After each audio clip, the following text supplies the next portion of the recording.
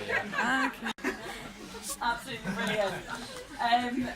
Thank you to Amy, and moving on to our third act in the first half.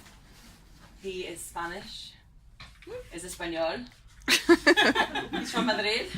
He now resides in Essex, which is comparable. Completely. He is happiest when writing next to his bonsai tree and reading a Spanish recipe for the winter months. Hector and I once went to a comedy evening where Hector and the comedian got into a sort of wrangle about whether ice cream vans existed. They don't exist in Madrid, which is something I didn't realise. And this went on for a while, and then we had a bit of a laugh. And after the comedy show, I said to Hector, "So what was your best bit?" He went, "I think it was the ice cream van bit." And I was like, "That was your material." He was like, "Yes, see."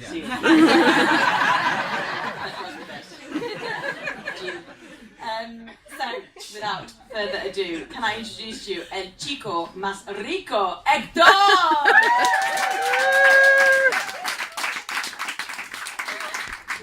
Thank you.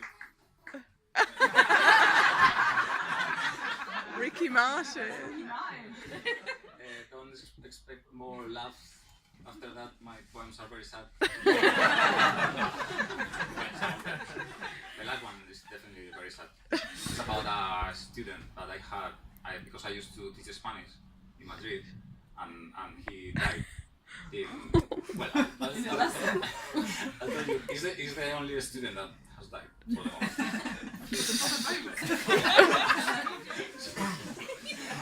Okay, but that's for later. Don't worry. I used to work in Madrid as a psychologist, and once at a school I worked at, a student of 12 years or so worriedly told me that she needed to speak urgently with me because she had lots of questions. We went to the bench in the playground, and she started with her metaphysical machine gun. How was language created? What are words? What is time? Why can't we fly? Why are we here? How was the universe formed? Why are we not immortal? It is curious that human beings keep wondering the same thing after thousands of years. Interesting how everyone wants to find their own answers and understand life as if no one had ever tried before. But for that last question, Borges gave me one of the possible answers. Death, or its allusion, makes men precious and pathetic. They are moving because of their phantom condition. Every act they execute may be their last. There is not a face that is not on the verge of dissolving like a face in a dream.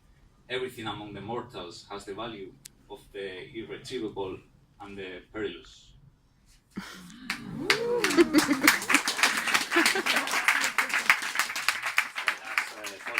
It's easy that you like it. Yeah, I didn't write that.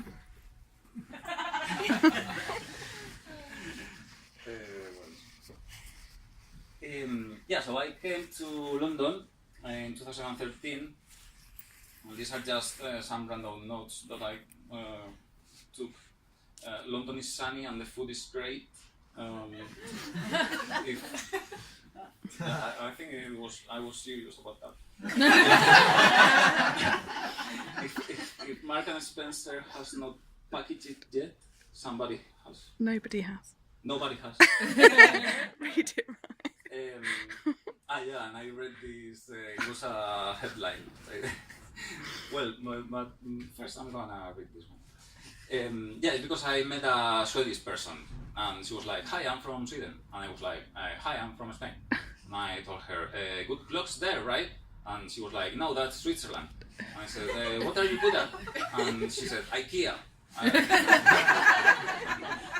this prejudice that we have, and that affects also the headlines in the newspapers. Sort of people. And I saw this headline, and they were like, it was the BBC, I think it was the BBC, and they were Spain has, this was 2013, Spain has the highest unemployment rate in Europe, but they are still dancing.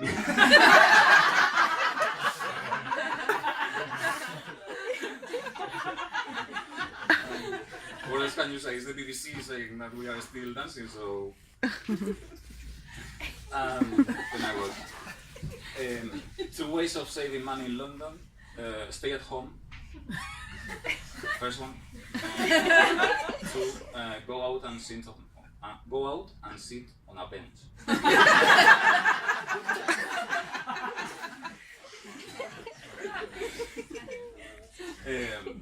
Okay, this poem has 1, 2, 3, 4, 5 verses. Okay, so don't expect a long thing and upload when I finish. It's called Get Away. Get away from the shore of thoughts that scream, from the damn lighthouse of subjects that corner you, from the water stained with colors that shout to return to the shore by mistake.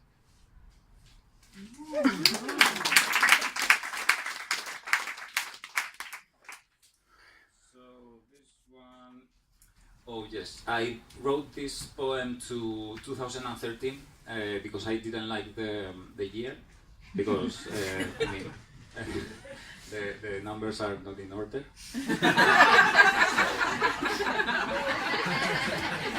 2013. You are an attack on the reason, on the essence of human being. Dalí must have painted you instead of watches, deformed you, overturned you. Einstein must have racked his brains to find a space-time formula in which you don't exist. Kronos must have melted and scattered you over the mold of palindrome years. Palindromes are good. Yeah. Buchanan, 2, all those. You're an atomic bomb directed against the most important numbers, the first ones, the leaders of infinity. I, cowardly, and after the fact, the only thing I will do will be to order you. 0, 1, 2, 3.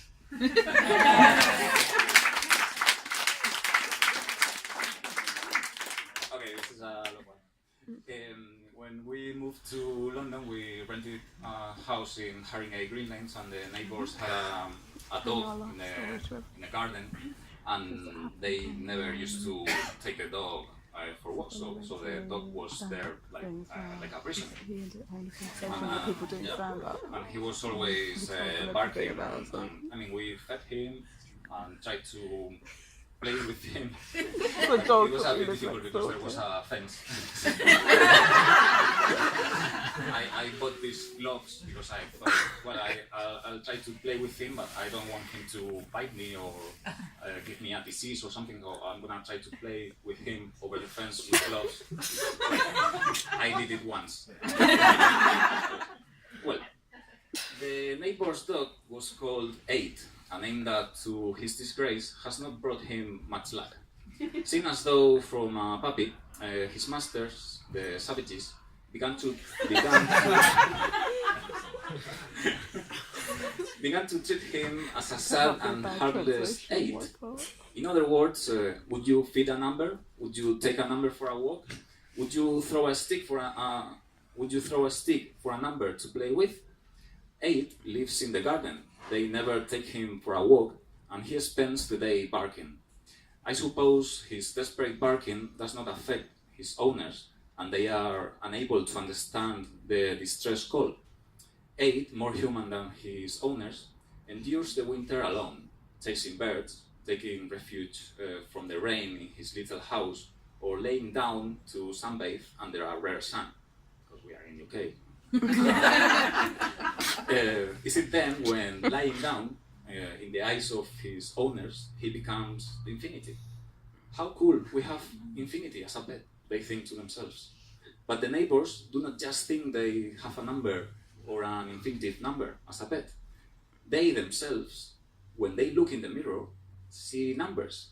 In particular, they see number 1, 9, and 7, the 3 most anthropomorphic numbers. They fried zeros They see grey threes of rain in the sky. They sit in fours. They say, do not eat so much, you're going to be like 5. And in short, they see everything like that, through made-to-measure prescribed 6s. I hope that one day their fantasy will collapse forever. May a chaos of irrational numbers bring them back to our world, emotional and meaningless. Let the complex number restore the rational emotional connection and the conflict and harmony characteristic of humans flow again. Let the fractional numbers break their mirror so that in the end, the imaginary numbers remove them from their imagined world.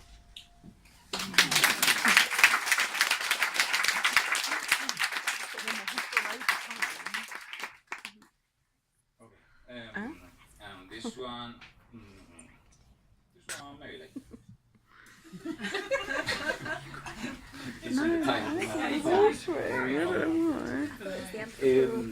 Yeah, this one is the puzzle. This one is about things, because I live here in London, so I go back to Madrid and I see my things in my old bedroom and I think, oh, look at that chair, it's been here for ages. And I come here and I see the Stansted Express and I think, oh, the Stansted Express is a very big thing and it's here again, and I get obsessed with things. So I wrote this for things, and it's called the puzzle. I think that if the objects felt, their look would be composed, restrained, and knowing. Also, if they were aware, they would know about my intimate secrets, luck, and misfortunes. Maybe that's why I watch them respectfully, as if they were companions lost through a bump in the road. The horizon of the past is located behind me when I discover them leaning against the walls of the room, which, doing them a favor, keeps and saves them from the rubbish tip. I evoke instantly. Memory, like a time machine, starts and takes me to a time, a moment, or a habit transformed into an image. The ship's lamp, the blue shutter, the party, the letter written in green ink, the window that overlooked the neighborhood park. I think that if the objects felt, they would cry when they saw me pass by. Not for them, impassive, but for me, altered, moving through space and the time, unaware of the rough patches and losses, diminishing the fact that each object is a piece of the puzzle which I become, a puzzle that transforms every minute and every year, always unfinished, always about to split into 1,000 pieces.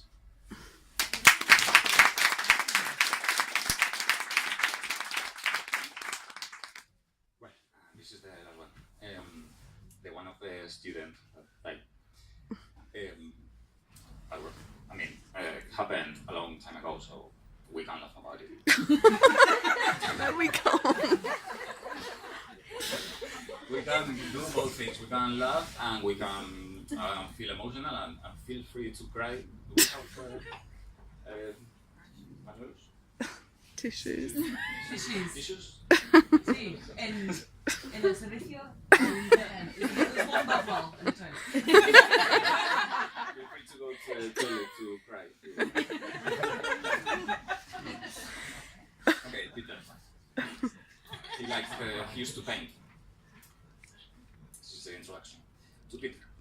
He loved painting, but he never thought that he would be lost forever in a dark blue stain, because he drowned in the Sea of Galicia, because some beaches there are dangerous. Yeah, he thought that he would. He never thought that he would be lost forever in a dark blue stain. The end will come, he repeated to himself. Aware, everything I pursue in life involves the risk inherent to great ideas.